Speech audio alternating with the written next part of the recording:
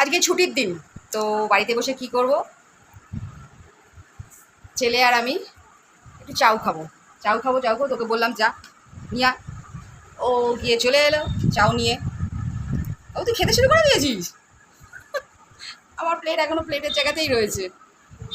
ও, তো চাউ খাওয়া শুরু করি। চলো বাবু বল, চলো।